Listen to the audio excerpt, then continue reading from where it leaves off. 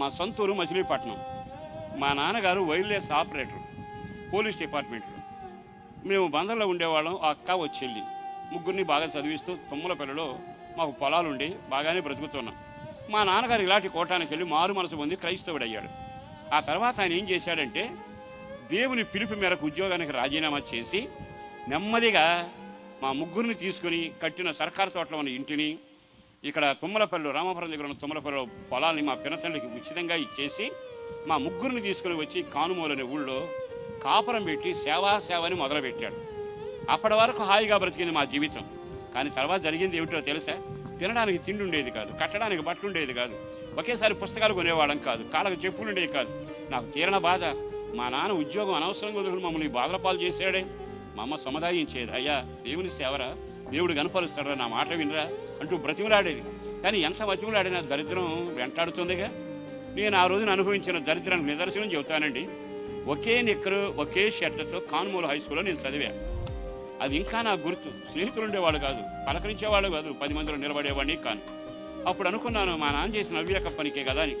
మొత్తం మీద రోజుల దొరలే నన్ను కానుమూల హై స్కూల్ పూర్తి అయ్యాక ఏఎన్ఆర్ కాలేజీకి తీసుకుని వెళ్ళి ఫీజు కట్టి కాలేజీలో చేర్పించాడు మా నాన్నగారు. గేడు దగ్గర తీసుకొచ్చి నిలబెట్టి, అయ్యా నువ్వు ఒక్కడివే కొడుకురా, చదివిస్తాను, బాగా చదువు అన్నాడు. చదువుతాను అన్నా. కానీ ఒక్కడ చెబుతాను వినరా అన్నాడు. ఏం చెబుతావు అన్నా. ఏమన్నాడు తెలుసా? నువ్వు ఎంత చదువుతా అంతా చదివిస్తాను, కానీ నువ్వు సేవే చేయాలన్నాడు. కడుపు మండిపోయి ఆయన చేసిన సేవకి చెప్పులు లేక ఒక్క నిక్కరు ఒక్క షర్ట్తో బతకాల్సి వచ్చింది. ఆయనేం ఆజానుబాహుడు పోలీసు చెప్పలేక నేలకు చెప్పాను, బతుకుంటే లారీ క్లీనర్గానే బతుకుతాను కానీ సేవ చేయను అని. ఆ రోజు ఆ తీర్మానం చేసుకున్నాను. కాలేజీ చదువుల సంగతి తెలుసుగా.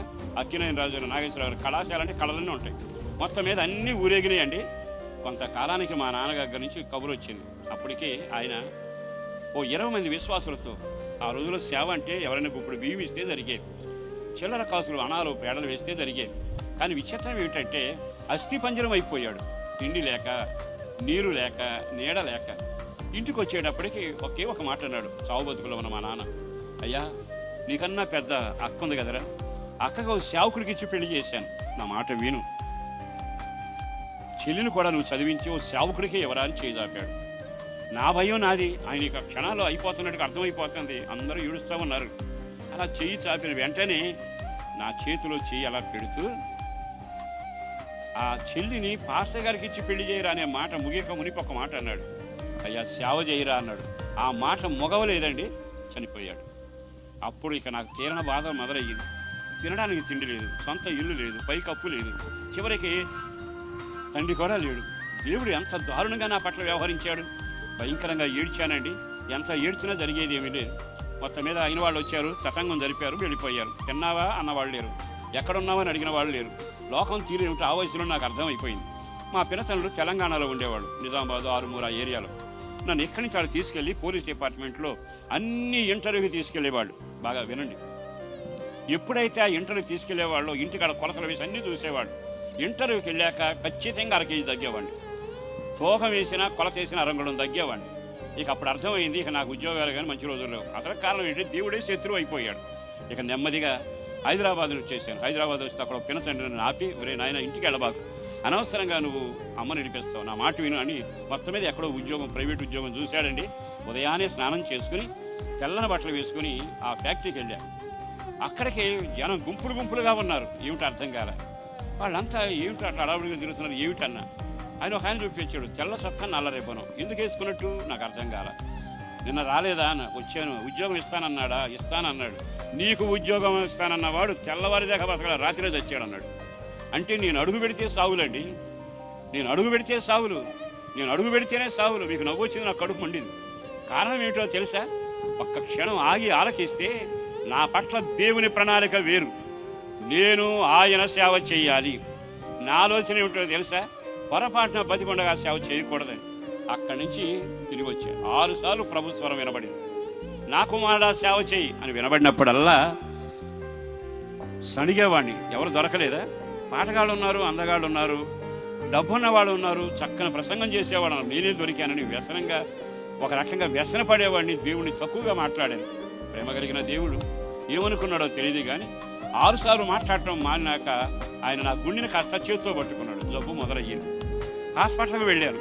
హాస్పిటల్ వెళితే డాక్టర్ అంతా పరిశీలన చేసి పెద్దవాళ్ళని లోపలికి రమ్మన్నాడు. అయ్యా పెద్దవాళ్ళందరూ వచ్చారు, నేను ఒక్కడే బతుకున్నానయ్యా.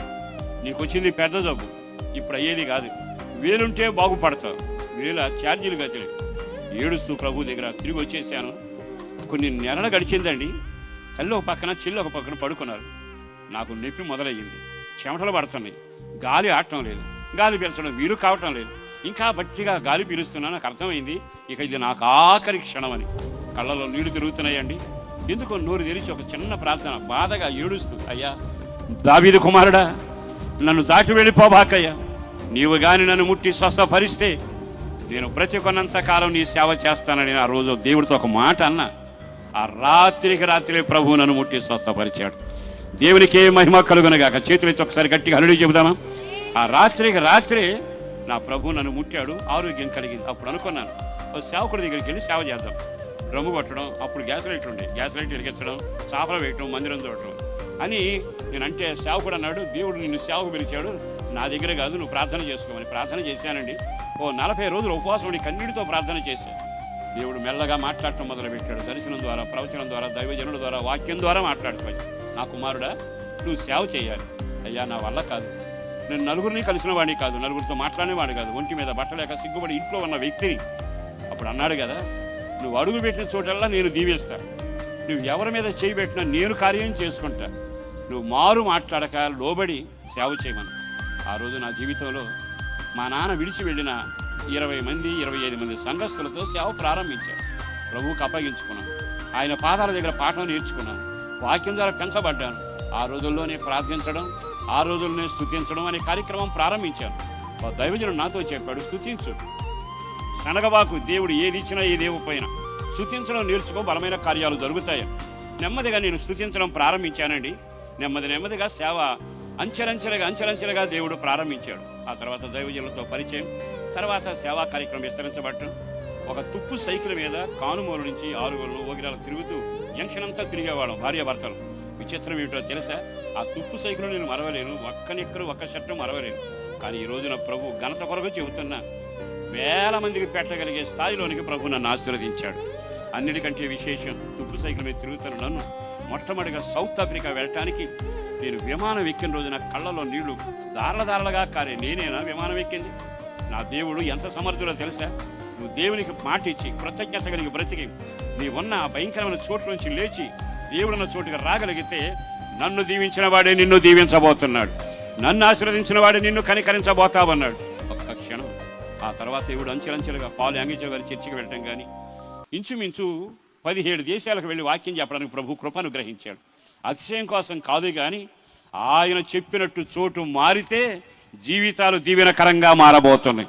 నువ్వింకా పాప చోట్లోను, ఇంకా సణిగే చోట్లోను, ఇంకా కాలుదారే చోట్లోను, ఇంకా విగ్రహ సంబంధమైన చోట్లోను దేవునికి విరోధమైన ఆలోచనల కొంపట్లో ఉండి దీవించబడాలి అంటే దీవించబడటం సాధ్యం కాదుగా.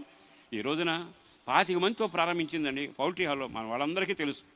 ఈరోజు వేల మంది ఒకే చోట కూర్చుని ప్రార్థన చేసే విశాలమైన మందిరాలు ఇచ్చాడు, నమ్మకమైన సేవకులను ఇచ్చాడు, దేశాలు తిరగడానికి కృప ఇచ్చాడు.